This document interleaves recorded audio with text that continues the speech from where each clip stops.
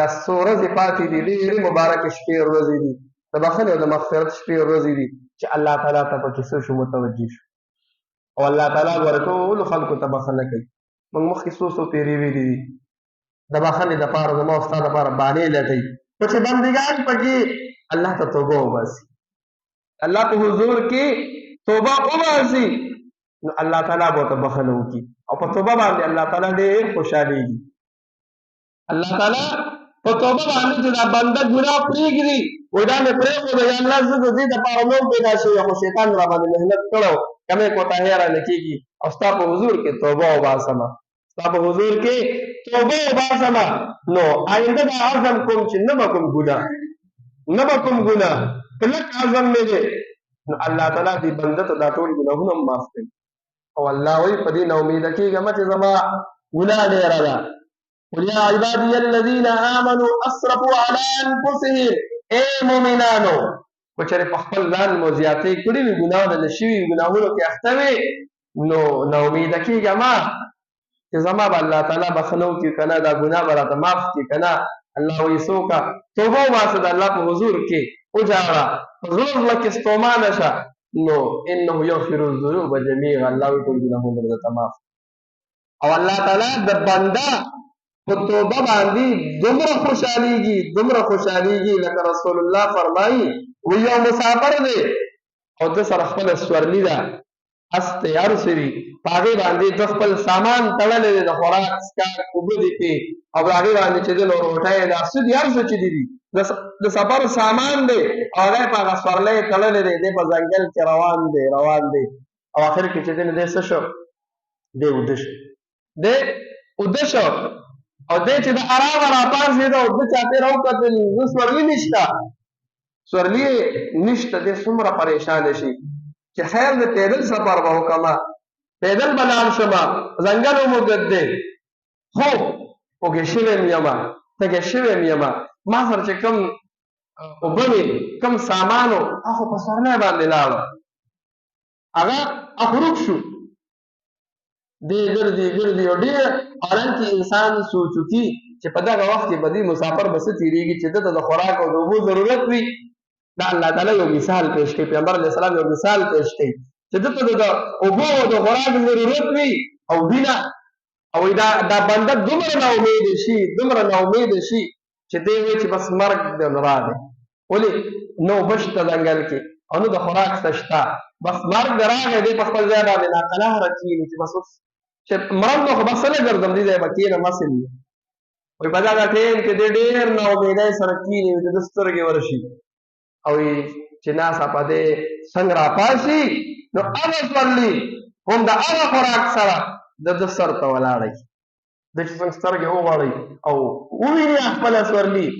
نو د ډېرې زیاتې خوشحالۍ نه دی وایي یا الله، وایي زه دې خدای یم او ته مې رب یې، د ډېرې خوشحالۍ نه دا الفاظ یې د خولې نه وځي، وایي زه دې خدای یم او ته مې رب یې. الله وایي چې پیغمبر علیه السلام وایي چې دا بنده د دې سورلی په موندلو دومره خوشحاله شه چې د هغه د دې تمیز ونه کړي چې دا ما څه وکړي،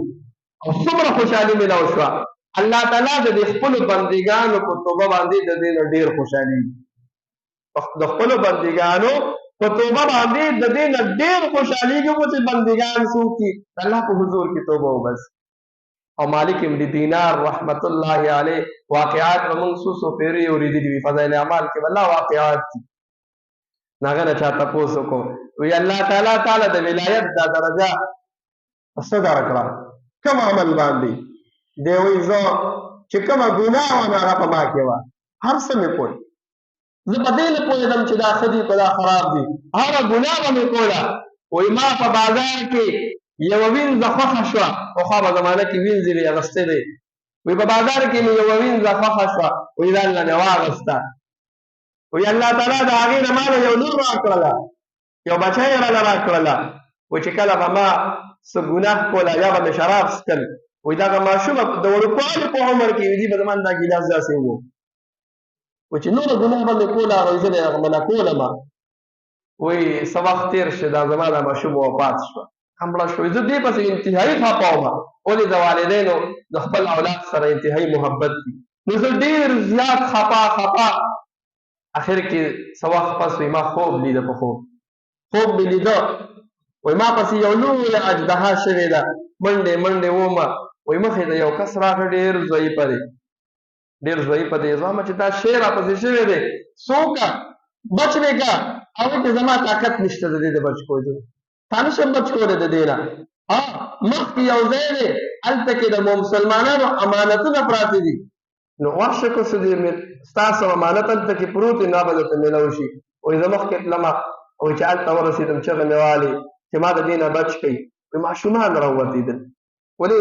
پیغمبر علیه السلام وایي چې کوم ماشومان نابالغه وفات شي دا به د خپل مور او پلار دپاره په ورځ د محشر شفاعت کوي نو ماشومان راووتېدل وایي زما ماشوم هم پکې وه وایي هغې زما نه اژدها لرې کړه وایي ما چې ته دلته څه کې وایي ما ته وایي چې پلاره دا د مسلمانانو د کوم ماشومان وفات شي دا د هغې ځای دی وایي یو آیت راته ولوستو الم یکن للذین آمنوا ان تخشع قلوبهم لذکر الله هغه ورځ به کله راځي چې د مسلمانانو زړونه ویریږي وایي ما ته وایي چې وایي ما ته تپوس کړه په خوب کې دا څه کیسه وه د اژدها څه و دا به مخکې یو کمزوری کس و دا څه وایي ما ته وایي چې پلاره دا اژدها چې تا پسې شوی دا ستا بد عمل دی ګوره ډېر زیات یې مضبوط کړی دی دومره بد عمل دی ډېر دی چې ګوره ته د ځان نشي بچ کولی او دا چې کوم کس کمزوری ولاړ و دا ستا نیک عمل دی چې ګوره دومره طاقت پکې نشته چې تا بچ ای پلاره توبه وباسه وایي ما ته یې وایي په خوب کې چې ای پلاره بس که توبه وباسه وایي بس چې راویښ شوم سترګې مې وغړېدې د هغه موقع را د هغه ځای نه مې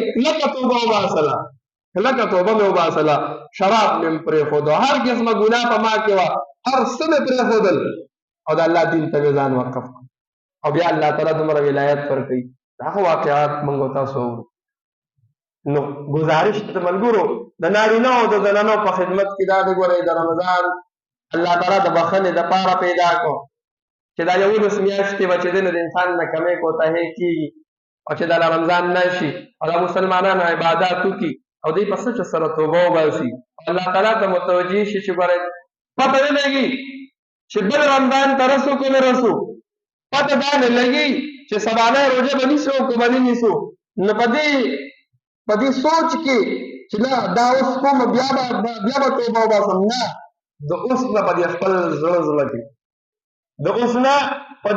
زړه کې په تېر شوي ژوند چې رانه کمې کوتاهۍ شوی دی هر انسان ته خپل اعمال معلوم وي چې دا مې کمې و دا مې د دې ضرورت نشته چې یو کس د خلکو مخکې وایي چې ما توبه وباسله د خلکو مخکې پاسې چې ما توبه وباسله بیا به نه کوم نه الله تعالی په زړونو خبردار دی په زړه کې په خپلو ګناهونو باندې انسان ستومانه شي په خپل کمې کوتاهۍ انسان ستومانه شي په خپلو نافرمانو باندې انسان ستومانه شي او د مخکې دپاره د عزم کلک عزم وکړي او داسې خو ګوره دا توبه الله نه قبلوي چې ته چې کله ګناه نه او ته وایې توبه و د پلان کې توبه او چې کله د ګناه باندې وس راغی کولی شي نو بیا د خپله توبه هېرې شي بیا ګناه کې لګي نو وکړي عمل بیا وایي توبه نو صرف د خولې توبه نه چې په هغه ټایم توبه وباسي او چې بهر ووځي او بیا زړه په زړه یې نه خپل زړونه به صفا کړو خپل زړونه به ګناه نه صفا کړو دا آخري رمضان شپې ورځې دي د بخښنې د مغفرت شپې ورځې دي بل رمضان پکې نه راځي نو هسې نه چې داسې وشي چې د آخري خاتمه موږ داسې اعمال وکړو چې هغه کوم مو کړي دي هغه رالم الله تعالی قبول ونه کړي د دعاګو به یو د الله تعالی نه به دعا غواړو چې الله تعالی په دې رمضان کې که تر اوسه پورې زموږ بخښنه او مغفرت نه وي شوې چې د الله نه دعا کلک عبادت وکړو د الله نه دعا وغواړو چې الله موږ او تاسو ته بخښنه نصیب کړي الله دې د عمل کولو توفیق را نصیب کړي واخر دعوانا